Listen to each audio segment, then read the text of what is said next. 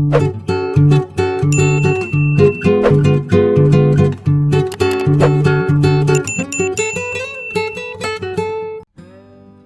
video kali ini, kita akan berkenalan secara mendalam dengan subtopik yang ketiga, yaitu ukuran letak data.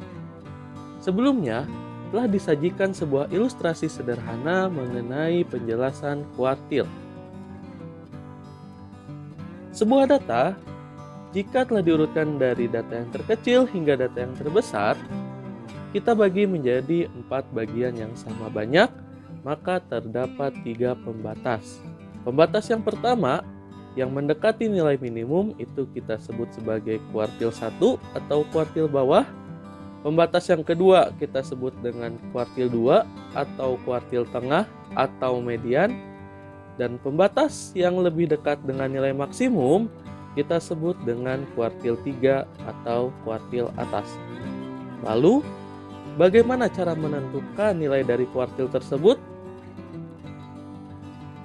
Langkah-langkah dalam menentukan kuartil data tunggal, yang pertama adalah kita harus mengurutkan terlebih dahulu data dari yang terkecil ke yang terbesar. Langkah yang kedua, kita menentukan nilai dari median atau Q2. Nilai median diperoleh dengan membagi data menjadi 2 bagian yang sama banyak. Langkah ketiga, seluruh nilai yang berada di sebelah kiri Q2 atau di sebelah kiri median digunakan untuk mencari nilai Q1 atau kuartil bawah. Nilai Q1 diperoleh dengan membagi data di sebelah kiri Q2 menjadi 2 bagian yang sama. Dan langkah yang terakhir, seluruh nilai yang berada di sebelah kanan Q2 digunakan untuk mencari nilai Q3. Nilai Q3 atau kuartil atas diperoleh dengan membagi data di sebelah kanan Q2 menjadi 2 bagian yang sama banyak. Untuk lebih memahami mengenai kuartil, kita akan membahas contoh soal berikut. Tentukanlah kuartil dari masing-masing kelompok bilangan di bawah ini.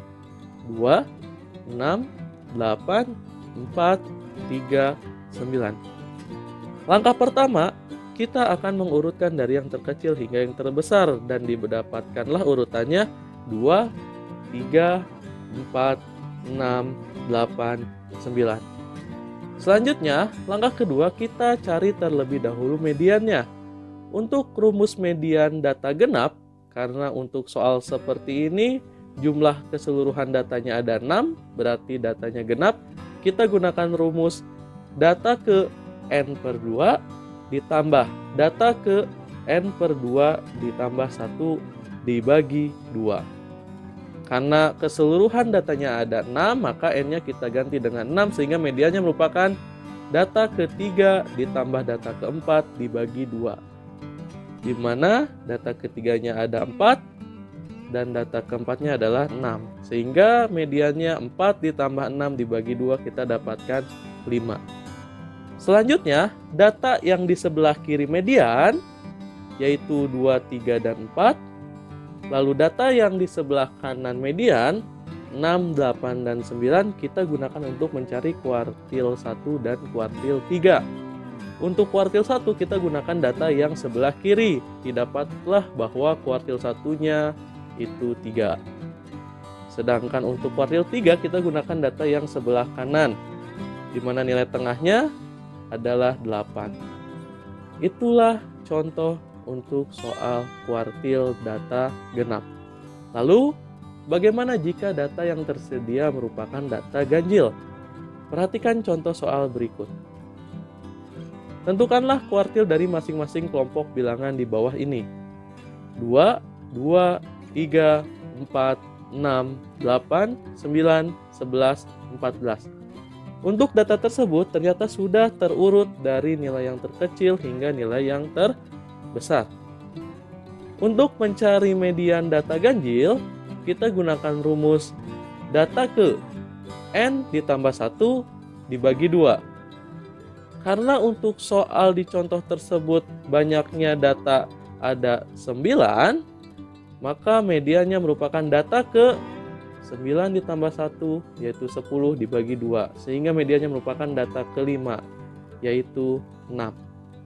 Seperti biasa, data yang sebelah kiri kita gunakan untuk menentukan Q1 dan data sebelah kanan dari median kita gunakan untuk mencari Q3.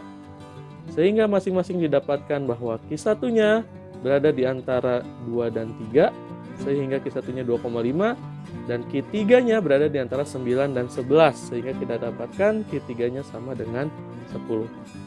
Bagaimana? Bisa dipahami sampai sini? Itulah beberapa soal untuk menentukan nilai kuartil 1, kuartil 2, dan kuartil 3. Selanjutnya, bagaimana jika data yang disajikan sangat banyak sekali? Apakah kita harus tetap mengurutkan satu persatu? Tentunya tidak. Kita akan coba berikan sebuah contoh. Misalkan data yang tersedia ada 50. Ini jumlah datanya cukup banyak. Berarti mediannya berdasarkan rumus data genap, mediannya adalah data ke-25 ditambah data ke-26 kita bagi dengan 2. Setelah kita dapatkan median, selanjutnya data di sebelah kiri median kita akan gunakan untuk mencari Q1, yaitu data ke-1 sampai data ke-25. Dan data di sebelah kanan median kita gunakan untuk mencari Q3, yaitu data ke-26 sampai data ke-50.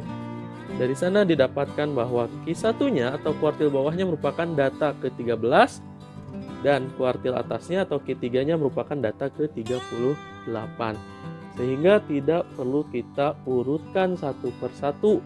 Yang terpenting kita tahu mediannya ada di data keberapa, kuartil bawahnya di data keberapa, dan kuartil atasnya ada di data keberapa. Kita tinggal lihat nilai berapa yang ada di data tersebut.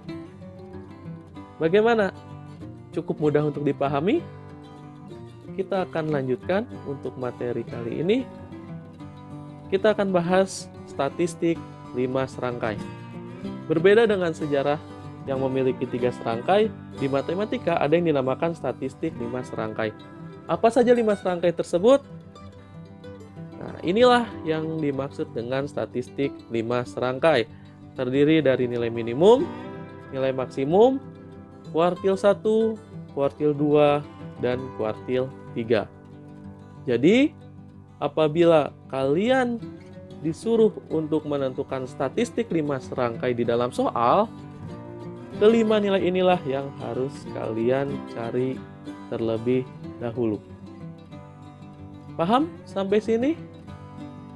Itulah materi tentang kuartil, di mana untuk materi mengenai ukuran letak data, kita akan terfokus hanya kepada kuartil saja. Sedangkan untuk desil dan persentil silahkan bisa kalian pelajari secara mandiri pada LKPD yang telah Yanda siapkan. Silakan apabila ada yang ingin ditanyakan, kita akan diskusikan di minggu aktivitas nanti. Silakan setelah ini kalian mengerjakan LKPD yang ada dan juga latihan-latihan soal yang sudah Yanda siapkan sebelum kalian siap untuk mengerjakan post-test yang ada. Sampai sini ada yang mau ditanyakan terlebih dahulu? Kalau tidak ada, kita ucapkan hamdalah bersama-sama. Alhamdulillahirabbil alamin. Semoga apa yang kita pelajari hari ini bermanfaat. Kita berjumpa lagi di video-video selanjutnya. Terima kasih. Assalamualaikum warahmatullahi wabarakatuh.